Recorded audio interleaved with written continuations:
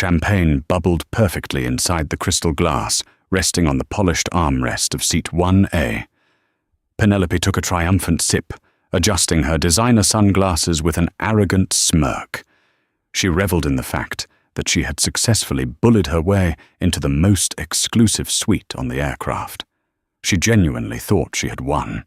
She assumed Maxwell, the quiet black man in the unassuming dark hoodie, was just another powerless passenger, easily intimidated by her aggressive display of wealth and manufactured outrage.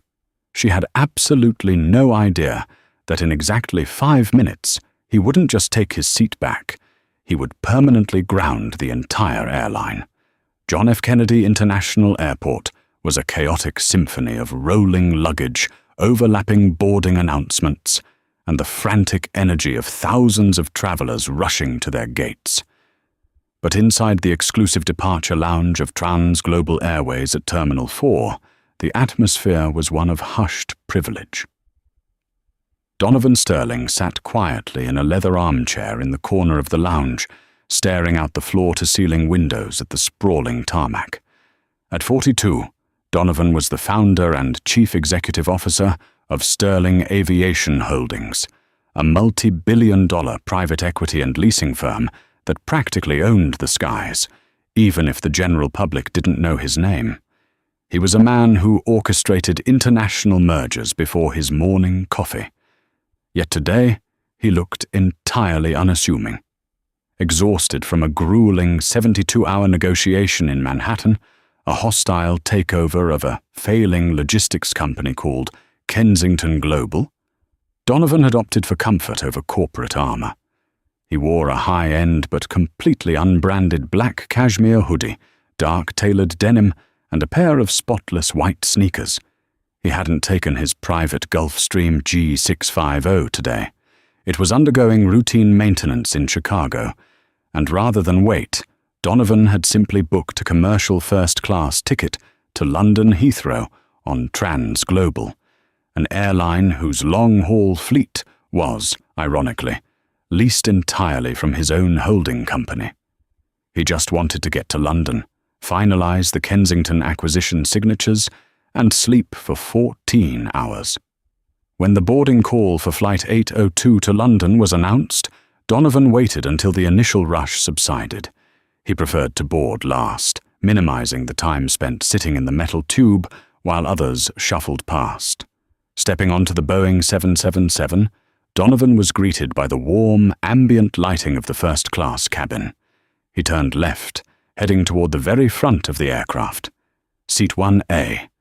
It was a spacious, private suite with sliding doors, a flatbed seat, and a pristine view of the engines.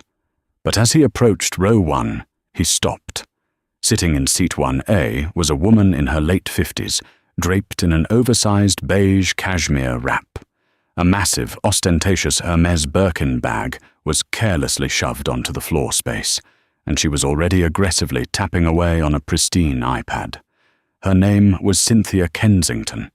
She was the wife of Gregory Kensington, the soon-to-be ousted vice president of the very logistics company Donovan had just finished acquiring.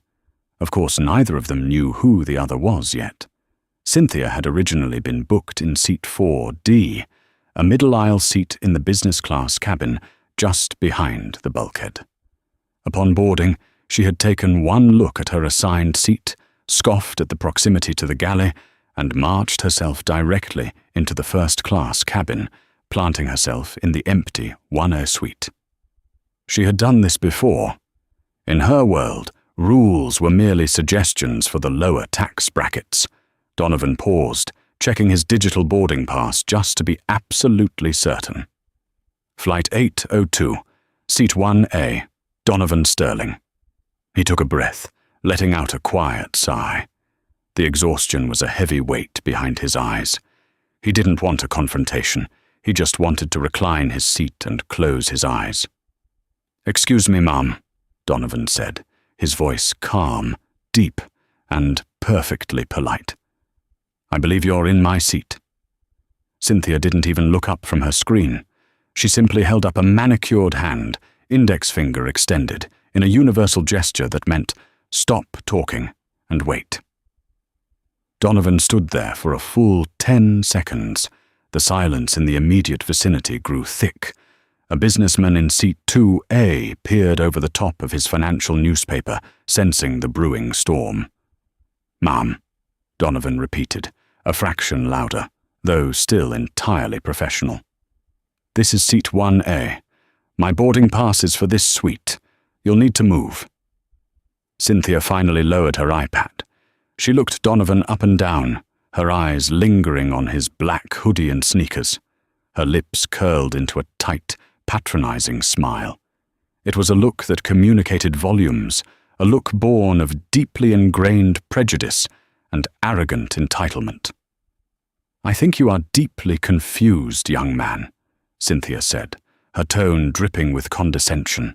"This is the first-class cabin. I highly doubt you belong up here. The economy section is that way, toward the back." She flicked her wrist dismissively toward the rear of the plane. Donovan's jaw tightened, just a fraction. He had dealt with boardrooms full of old money executives who looked at him exactly the same way when he first entered the industry. He had systematically dismantled their companies and bought their assets for pennies on the dollar. He wasn't about to be bullied by a rude passenger on a Tuesday evening. "I am perfectly aware of where I am," Donovan said smoothly, holding his phone out so she could clearly see the screen. "Here is my boarding pass. Seat 1A. Now, please gather your things and return to your assigned seat so we can depart on time." Cynthia scoffed, a sharp, ugly sound. "I am not moving anywhere. I am a Diamond Elite member with this airline, and my husband is a very important man. He does millions of dollars of business with Trans Global. I prefer the window. Now stop harassing me before I call security." The sheer audacity of the threat hung in the air. Donovan didn't flinch. He didn't raise his voice. He simply pressed the call button on the outer console of the suite.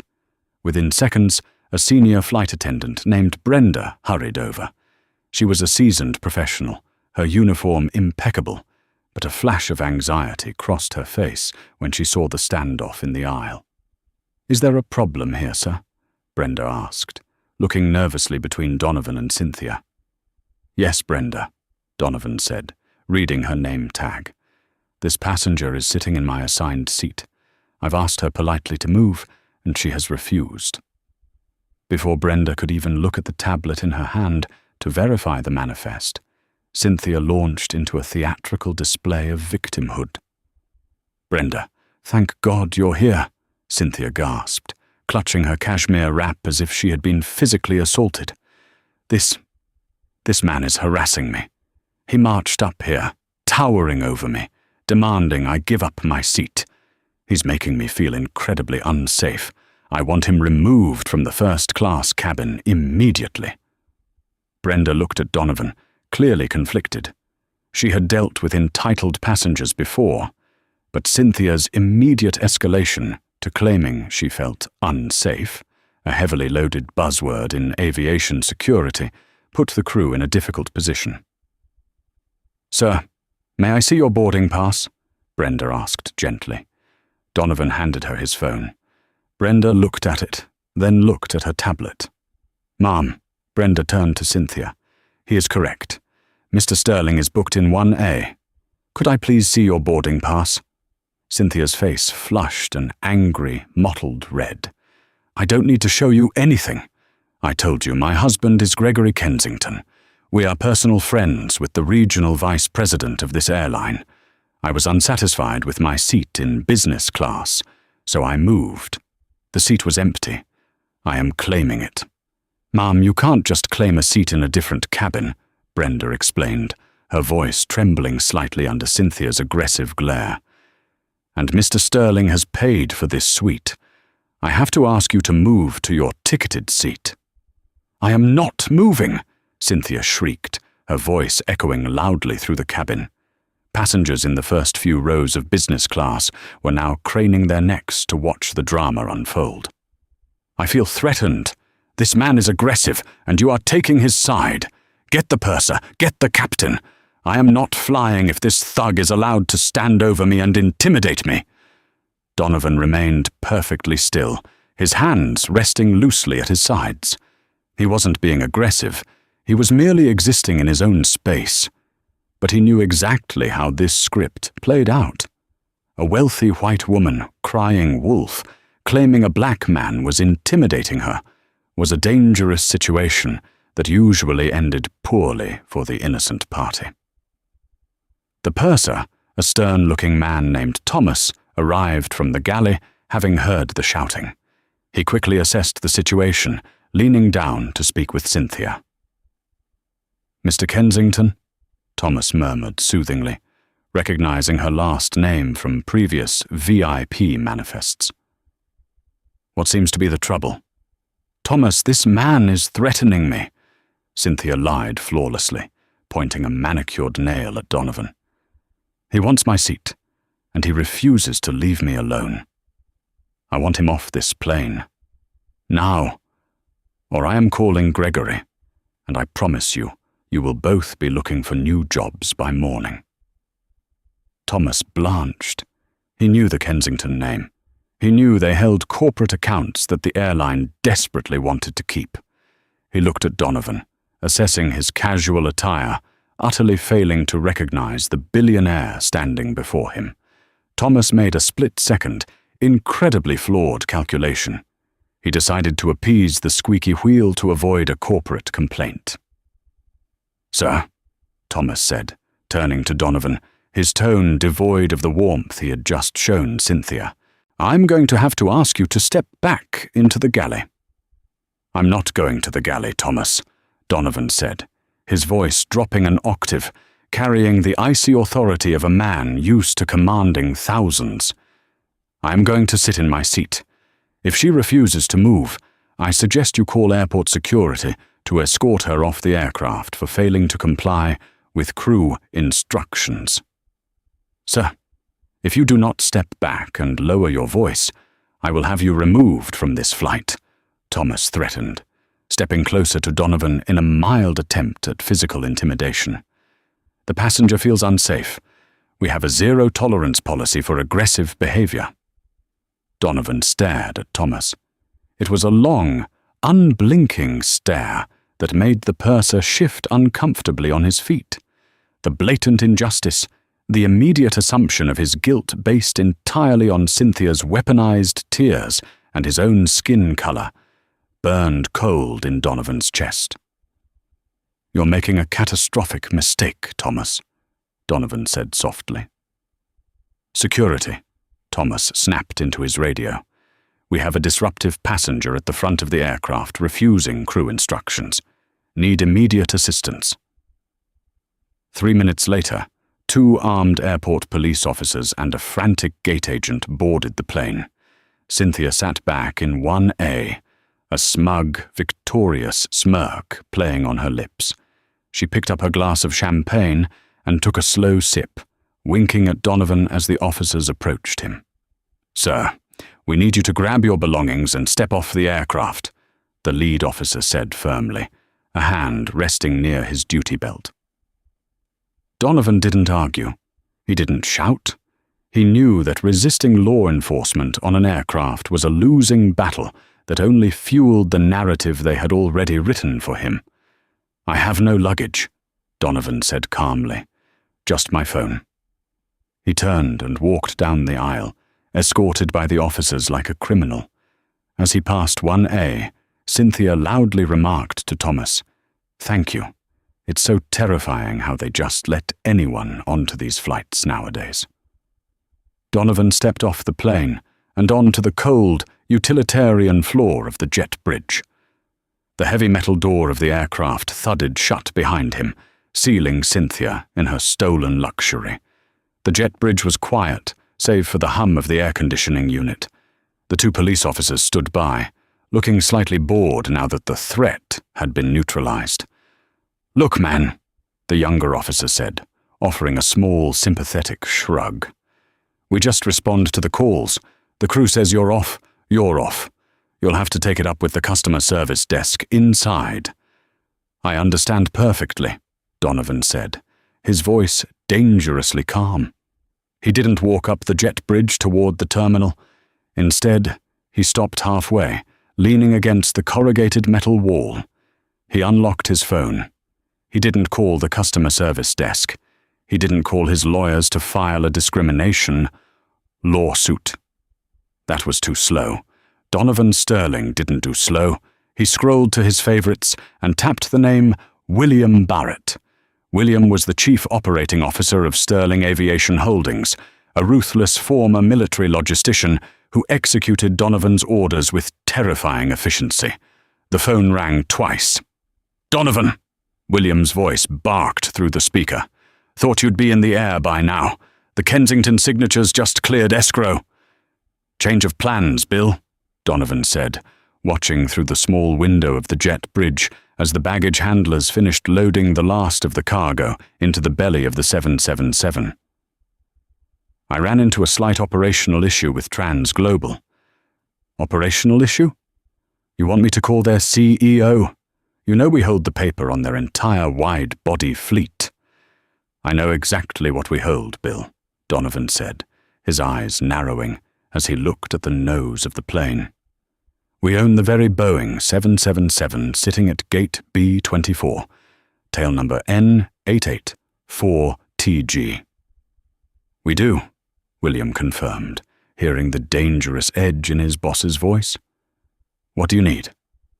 "I need you to initiate an immediate Article 14 safety and compliance audit on the Trans-Global JFK fleet," Donovan ordered, his words precise and lethal. "Specifically, I am citing a critical breach in crew security protocols and passenger manifest integrity. As the primary lessor, we are exercising our contractual right to immediately suspend flight clearance for the aircraft at gate B24. There was a half-second pause on the line before William replied. "Donovan, an Article 14 suspension? That revokes their insurance and operating lease instantly. The tower won't let them push back. You'll ground the plane." "That is exactly the point, Bill. Ground the 777 at gate B24 immediately. Revoke the lease clearance in the FAA database. And while you're at it, place a temporary hold on all outbound trans-global flights, leasing our equipment from JFK, pending the audit. If they can't manage basic manifest security, I don't trust them flying my billion-dollar assets over the Atlantic." "Consider it done," William said, the clicking of a mechanical keyboard already audible in the background. "It'll hit the FAA and JFK ground control in less than 4 minutes. Want me to arrange the jet for you? It can be ferried from Chicago by morning." "No," Donovan said quietly, a dark, terrible smile touching his lips. "I think I'll stay right here and watch the show for a bit." He hung up the phone. The police officers were looking at him, confused. "Sir, you need to proceed to the terminal," the older officer said, stepping forward. "Just give it a few minutes, officers," Donovan said, crossing his arms and leaning back. "You might be needed back on board shortly." Inside the first-class cabin, Cynthia was in her element. She had stretched her legs out on the ottoman, her Birkin tucked safely away. She had secured another glass of vintage champagne and was busy texting her husband, Gregory, bragging about how she had put some arrogant street thug in his place and secured the best suite on the plane. Thomas, the purser, was hovering nearby, ensuring she was completely comfortable. The main cabin door was armed. The jet bridge was retracting. The heavy, reassuring rumble of the twin GE90 engines began to vibrate through the floorboards.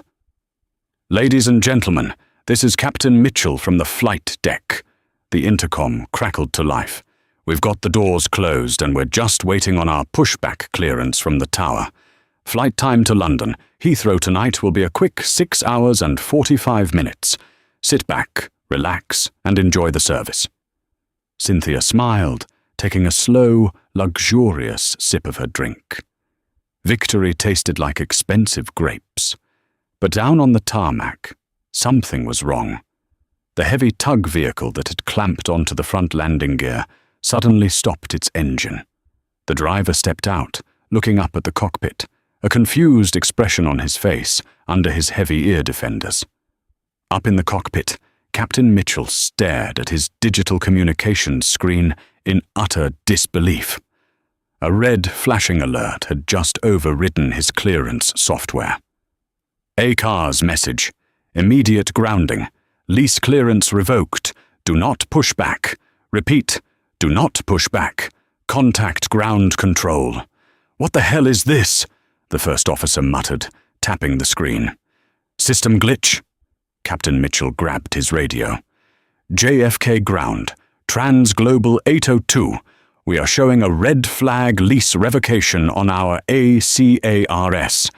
Requesting clarification. We are fully boarded and ready for push. The voice of the air traffic controller came back, sounding equally baffled, but deadly serious. Trans-Global 802, JFK ground. Negative on your pushback. I repeat, negative pushback. Your aircraft's operating certificate has just been suspended in the system by the leasing holding company. You are hard grounded, Captain. Cut your engines and advise. Suspended? By who? Captain Mitchell demanded, his heart rate spiking. Grounding a fully loaded international flight at the gate was a logistical nightmare of epic proportions. System shows the suspension was initiated by Sterling Aviation Leasing, the controller replied. They are citing an Article 14 security breach on your specific flight. Captain, I also have instructions here holding all trans-global departures on Sterling equipment. You need to shut it down. In seat 1A, Cynthia noticed the low rumble of the engines abruptly winding down to a whine. And then, silence. The cabin lights flickered off for a second before the dim emergency auxiliary power kicked in. The comfortable hum of the air conditioning died. Thomas! Cynthia called out, waving her empty glass. Why have we stopped? And it's getting warm in here. Before Thomas could answer, the intercom crackled again. This time, Captain Mitchell didn't sound relaxed.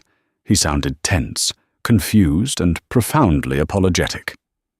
Ladies and gentlemen, this is the captain, he said, his voice echoing through the silent, suddenly breathless cabin.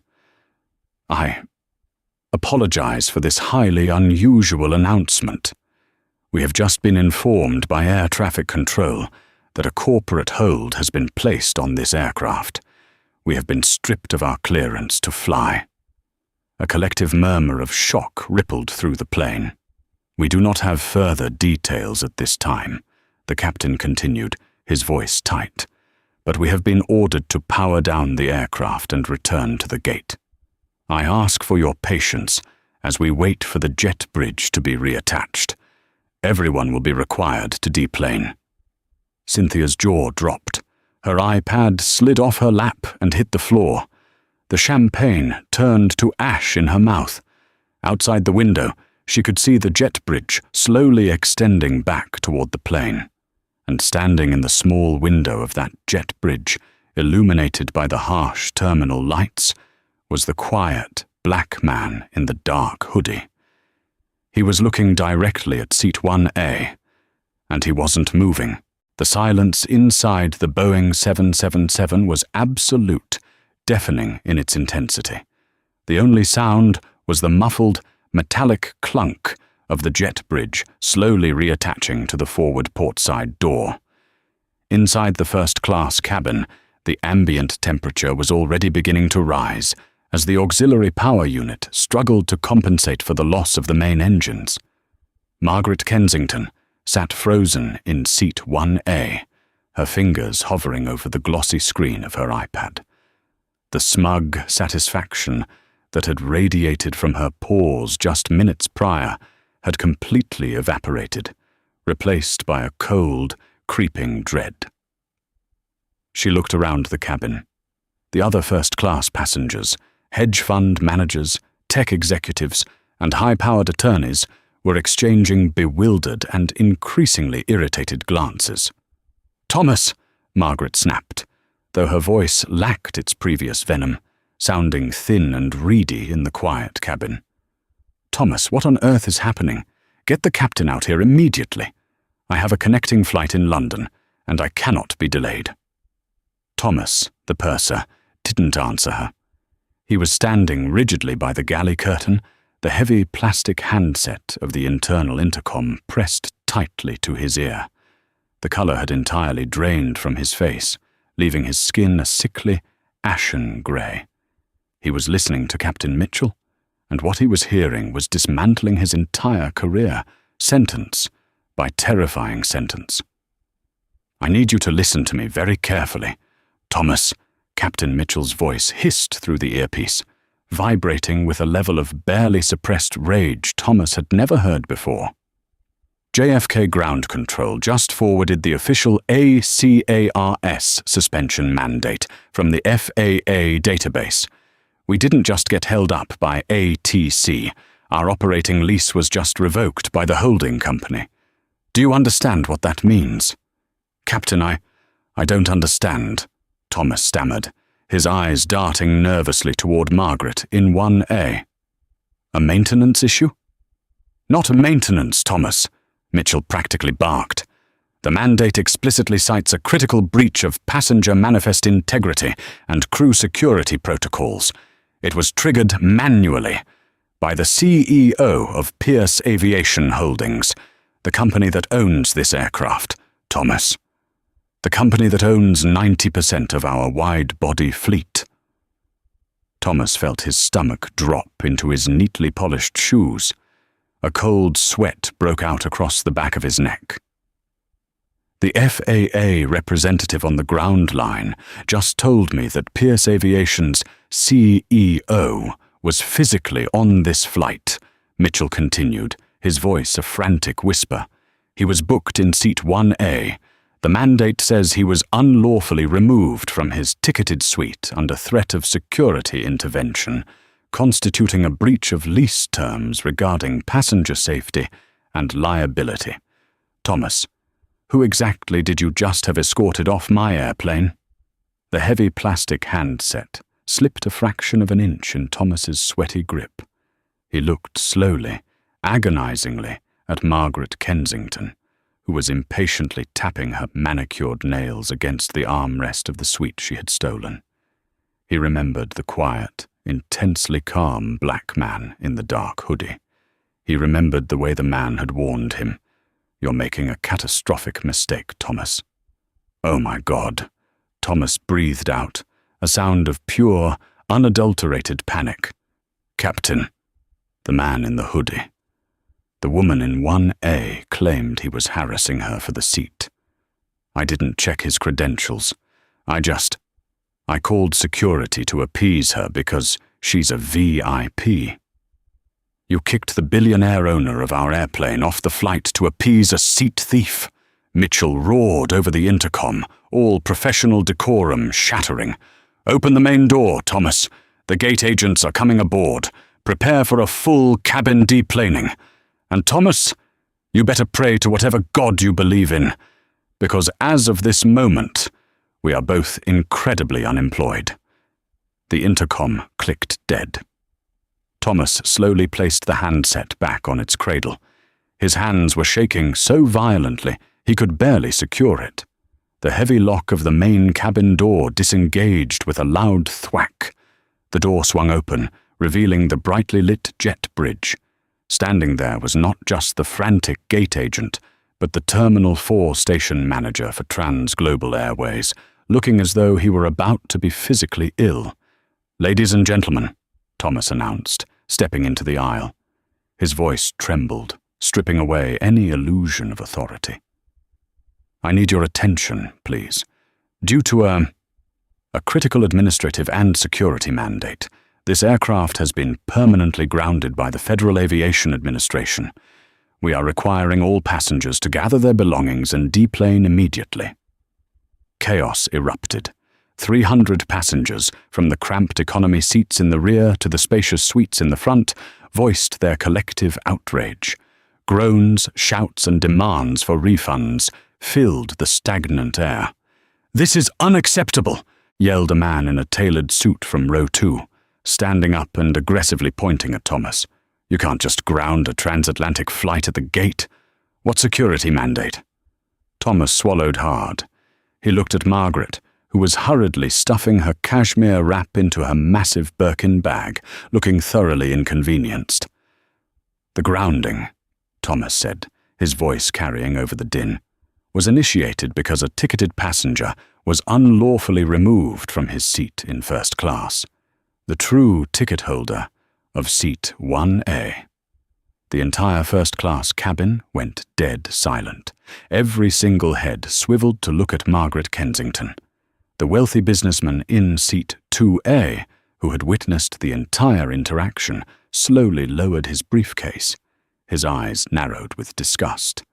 "You," he said, pointing a finger directly at Margaret. "You stole that man's seat. You threw a tantrum and had that innocent man thrown off the plane." "Excuse me," Margaret gasped, her face flushing a deep, embarrassed crimson. "I did no such thing. He was aggressive. He was threatening me." "I saw the whole thing, lady," another passenger in row 3 chimed in, standing up and grabbing his overhead luggage. "He didn't raise his voice once.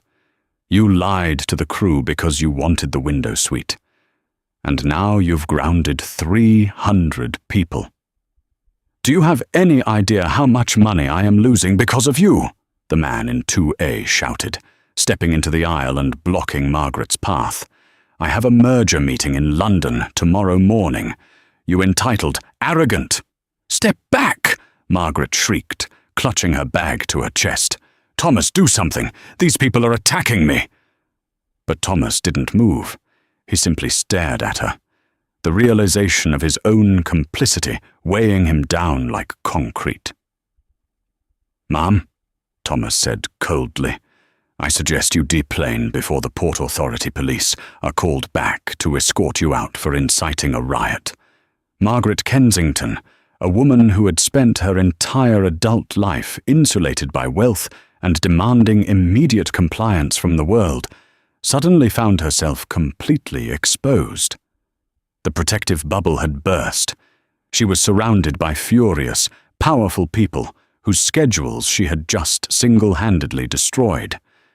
She shoved her way past the businessman, her face burning with humiliation. She practically ran toward the exit, ignoring the vicious insults and curses hurled at her by the business-class passengers as she fled. She stepped off the plane and onto the jet bridge, desperate to escape the claustrophobic nightmare. But the nightmare was only just beginning. Standing halfway up the jet bridge, arms casually crossed over his unbranded black hoodie, was Donovan Pierce. He was flanked by the 2 police officers who were now looking at him with a mixture of profound awe and deep respect, having just been informed by the station manager exactly who they had escorted off the plane. Margaret stopped dead in her tracks. She looked at Donovan, her chest heaving with frantic breaths.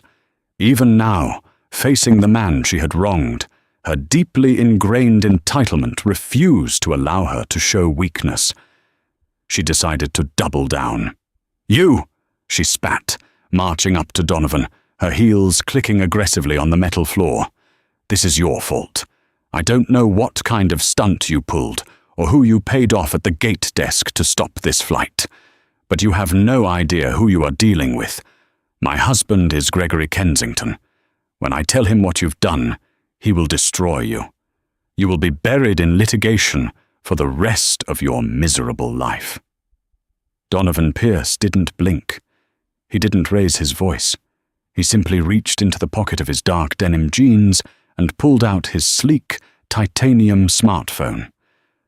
"Gregory Kensington," Donovan said, his voice a smooth, deep baritone that echoed slightly in the enclosed space of the jet bridge.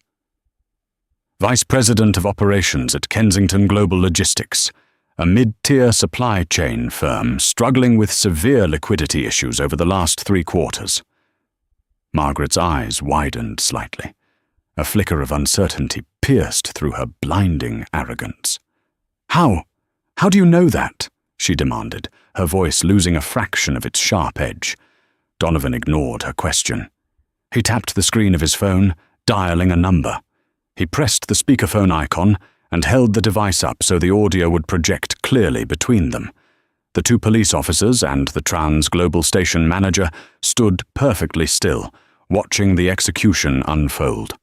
The line rang twice. "Kensington!" A gruff, stressed voice barked through the speaker. "Gregory," Donovan said smoothly. "It's Donovan Pierce."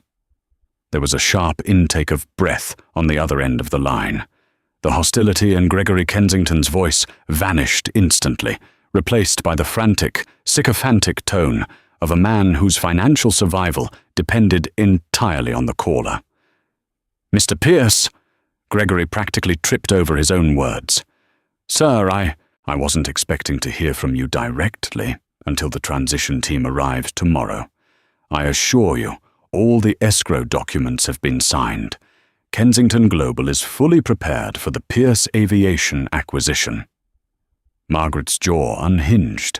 The heavy Birkin bag slipped from her grasp, hitting the floor of the jet bridge with a dull, heavy thud. Pierce Aviation acquisition. The words echoed in her mind, a catastrophic realization crashing over her. The quiet black man she had just bullied, the man she had degraded and called a thug, the man she had lied to the police about, was Donovan Pierce. The legendary, ruthless corporate raider who had just bought her husband's entire company. The man who now controlled their entire fortune, their equity, and their future.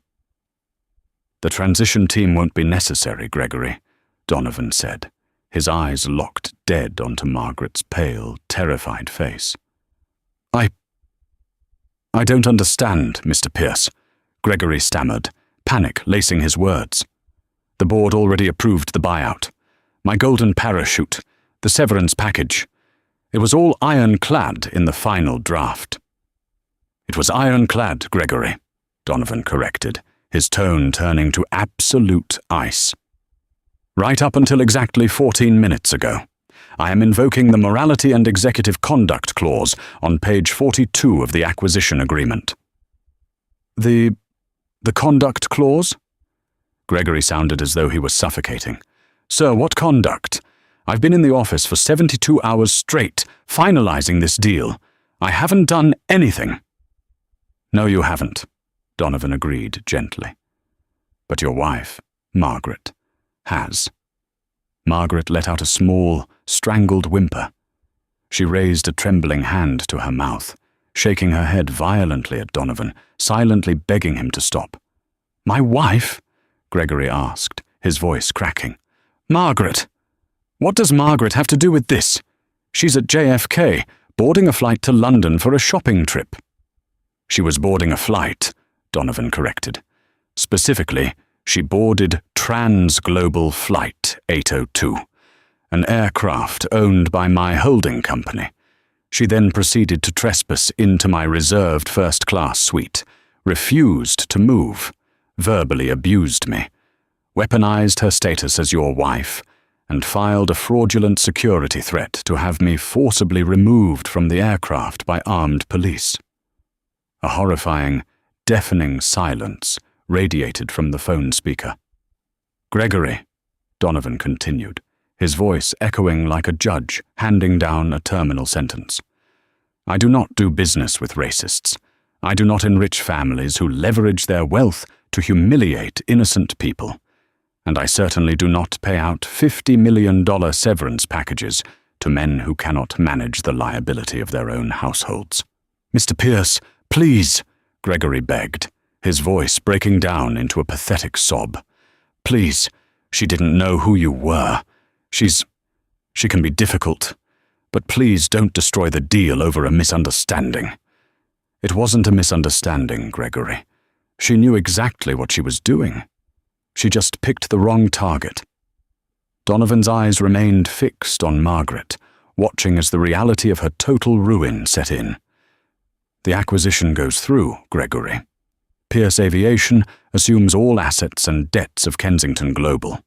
However, as of this exact second, you are terminated for cause under the conduct clause. Your equity is forfeit. Your severance is voided. Your stock options are cancelled. You will leave the building tonight with nothing but the items in your desk." "You can't do this!" Gregory screamed through the phone, the sound raw and desperate. "I'll sue you. I'll tie you up in court for a decade." "My legal team is on retainer for $400 million a year, Gregory," Donovan said softly. "By all means, let's play. Oh, and Gregory, you might want to pick your wife up from Terminal 4. Her flight has been grounded." Donovan tapped the screen, cutting the call. The silence on the jet bridge was suffocating. Margaret Kensington looked like a ghost. Her knees buckled, and she slumped against the corrugated metal wall of the jet bridge, slowly sliding down until she was sitting on the floor next to her discarded designer bag. She had just cost her family $50 million, their company, and their social standing in a span of less than 10 minutes. The karma hadn't just hit back. It had annihilated her entire existence. Donovan looked down at her. There was no pity in his eyes, only the cold, calculating look of a man who had successfully eliminated a liability. He turned to the Trans-Global Station manager, who was sweating profusely, clutching his clipboard like a shield. "You have a major logistical problem on your hands," Donovan said smoothly, slipping his phone back into his pocket. 300 displaced passengers. I expect Pierce Aviation to be fully indemnified against the refund costs." Of course, Mr. Pierce," the manager stammered, bowing his head.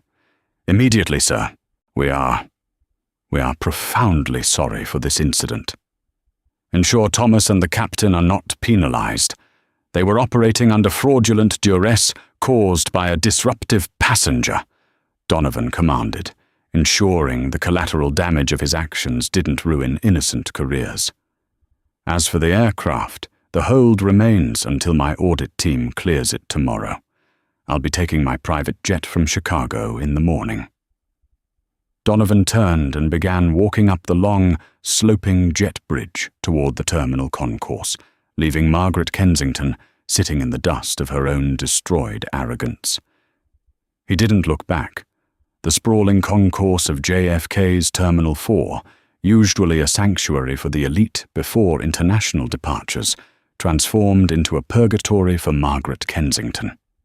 She sat on a rigid metal bench near a generic coffee kiosk, the ostentatious Hermes Birkin bag resting heavily on her lap, like a massive, absurd anchor tying her to a life she no longer possessed.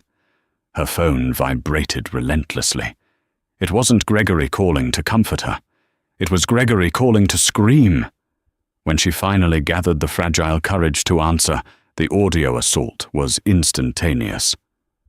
"The security guards are at my office door, Margaret," Gregory bellowed, his voice cracking with a hysterical edge that made passengers walking past the coffee kiosk turn and stare. "2 armed guards from the Pierce transition team. They are boxing up my desk. They cut my corporate access badge while I was still in the elevator. Do you understand what you've done? The morality clause. It's a standard rider in the Bloomberg M&A templates we signed last week. It gives Pierce unilateral authority to terminate executive payouts for gross misconduct that damages the acquiring brand." "Gregory, please, I didn't know," Margaret sobbed, the heavy, expensive makeup she wore beginning to run down her cheeks in dark, humiliating streaks. He looked like a nobody. He was wearing a hoodie. How was I supposed to know he was Donovan Pierce? "Because you shouldn't be stealing seats and calling the police on innocent people in the first place, you absolute fool," Gregory roared, the sheer desperation of a man losing a $50 million severance package, tearing his composure to shreds. The Wall Street Journal already has the story. Someone on that flight filmed the entire thing. The purser kicking him off, the police, and then the grounding announcement.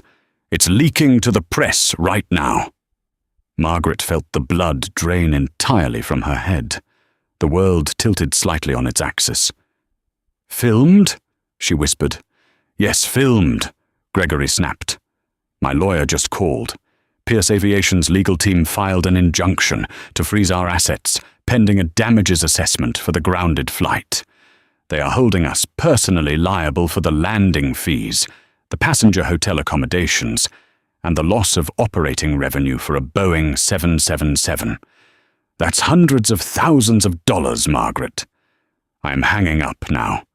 Do not come back to the townhouse. The paparazzi are already outside.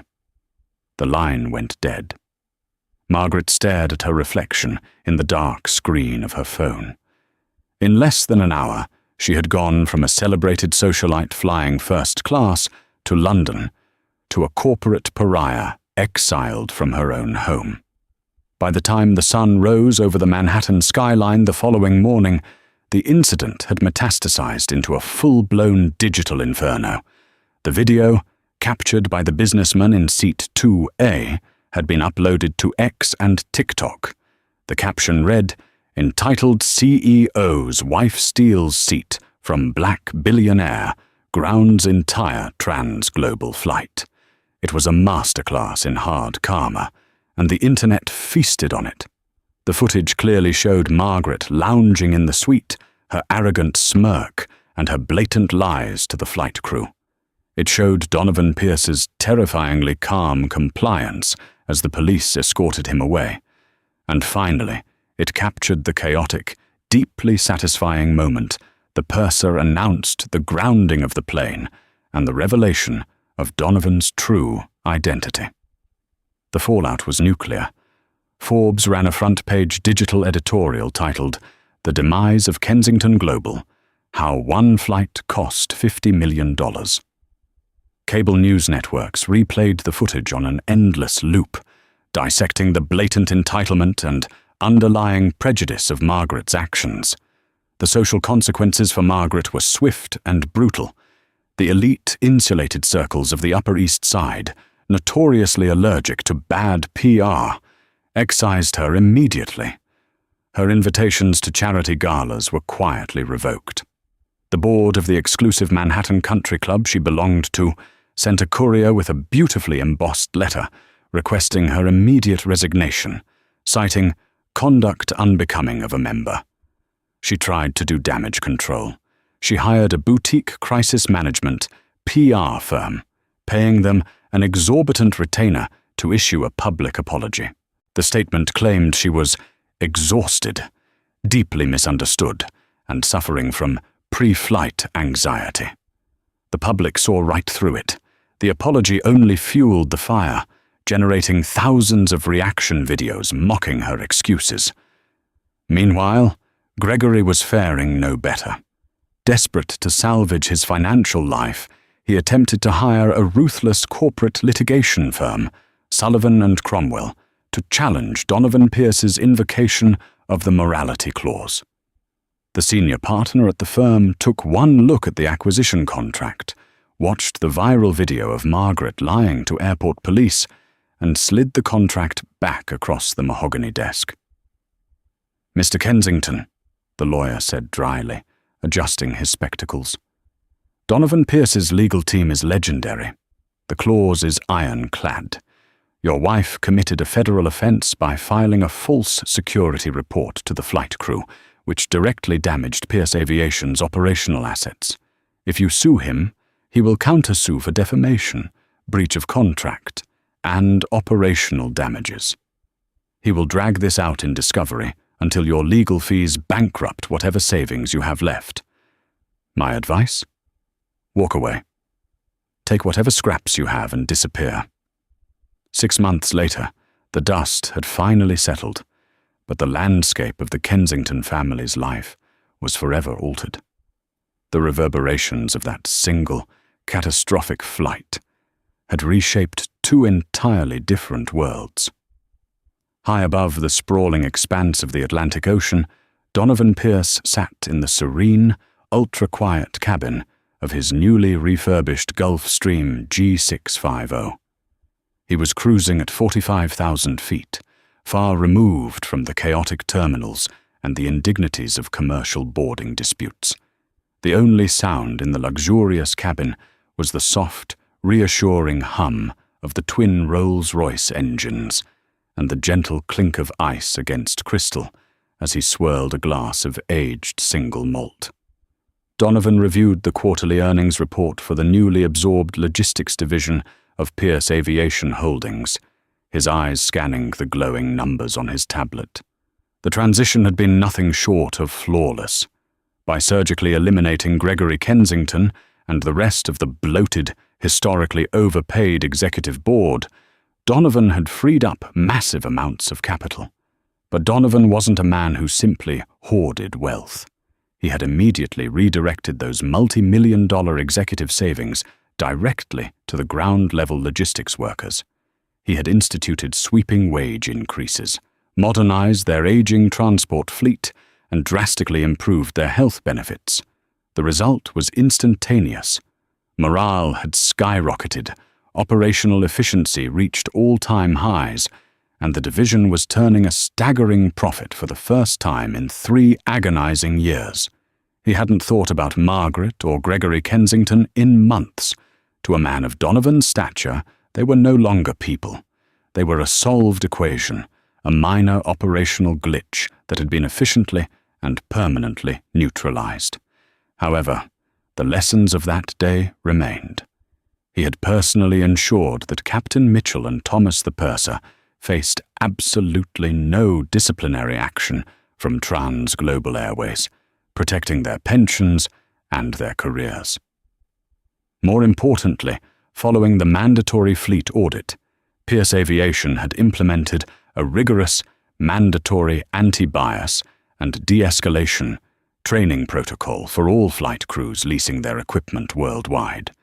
Donovan had weaponized his power not just for vengeance, but to ensure that no innocent passenger would ever be humiliated or removed from a flight based merely on the aggressive, unverified claims of a privileged antagonist.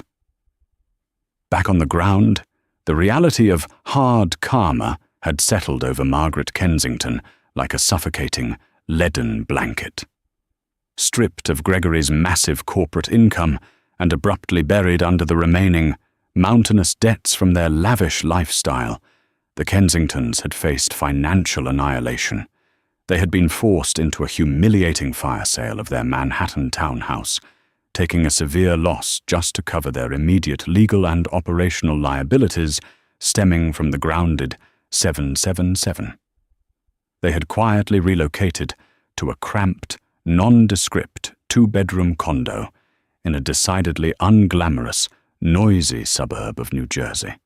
The transition was a daily psychological torture for Margaret. The insulating layers of extreme wealth were gone. The private chefs who anticipated her cravings, the silent drivers who shielded her from the public, the elite platinum status that parted crowds like the Red Sea.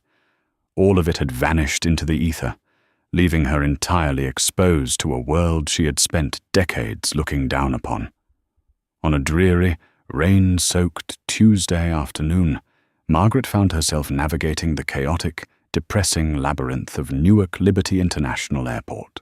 She was flying to Florida to stay in her sister's spare guest room, desperately seeking a brief refuge from the relentless social isolation and the crushing weight of her new reality.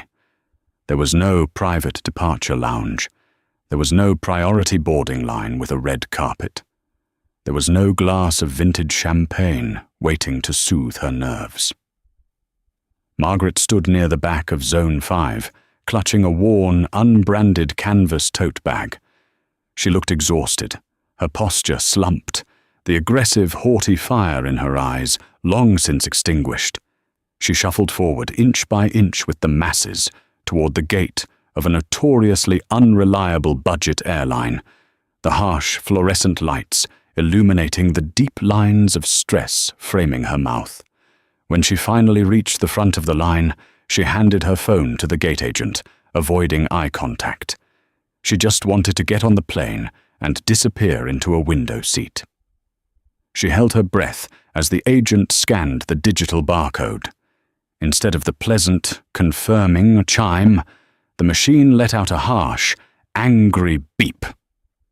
A bright red light flashed violently on the scanner, and the computer monitor facing the agent immediately locked down, displaying a solid crimson screen.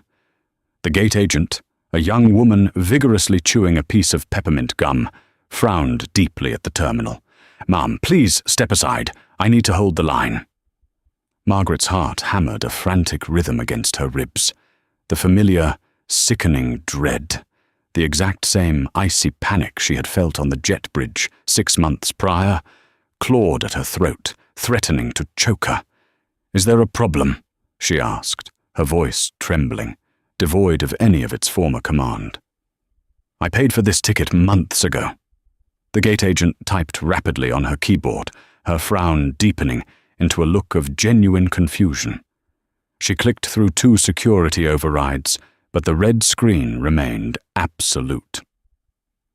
"Ma'am, the system says you are on a permanent no-fly list," the agent said, lowering her voice slightly, though the passengers behind Margaret were already beginning to grumble.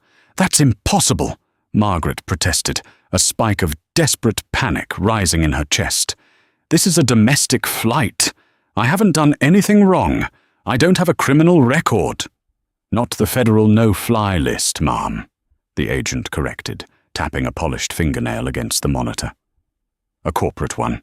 This specific budget airline operates under a wet lease operational agreement with Pierce Aviation Holdings. Your passenger profile has a permanent, lifetime ban across all Pierce Aviation assets and subsidiaries due to a documented Level 1 security and conduct violation." Margaret stared at the young woman, the words echoing in her mind like a death knell. All Pierce Aviation assets. The sheer, terrifying scope of Donovan Pierce's empire finally crashed down upon her. He didn't just own the luxury first-class suites.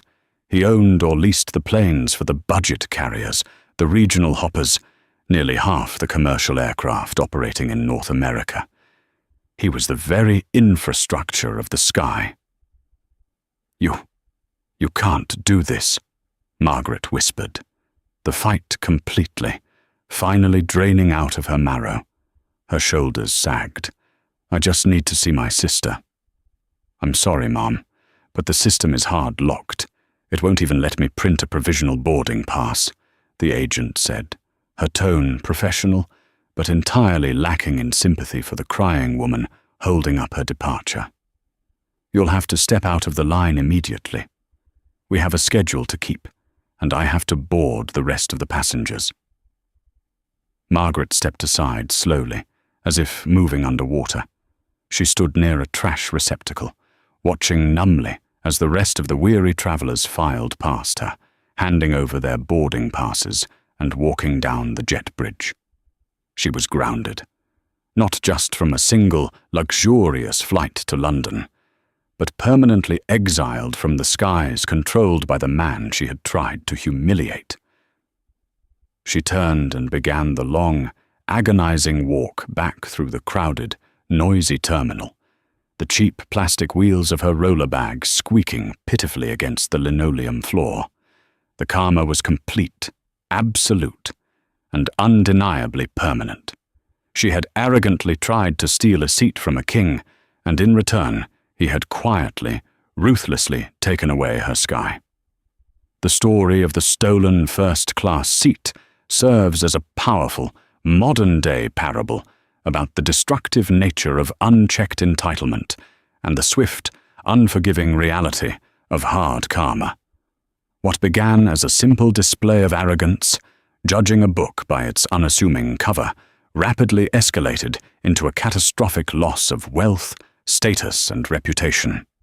It reminds us that true power does not need to shout, and that cruelty, especially when fueled by prejudice, often engineers its own spectacular downfall. In the end, treating every individual with basic human dignity isn't just a moral obligation. It is the ultimate protection against losing everything you hold dear.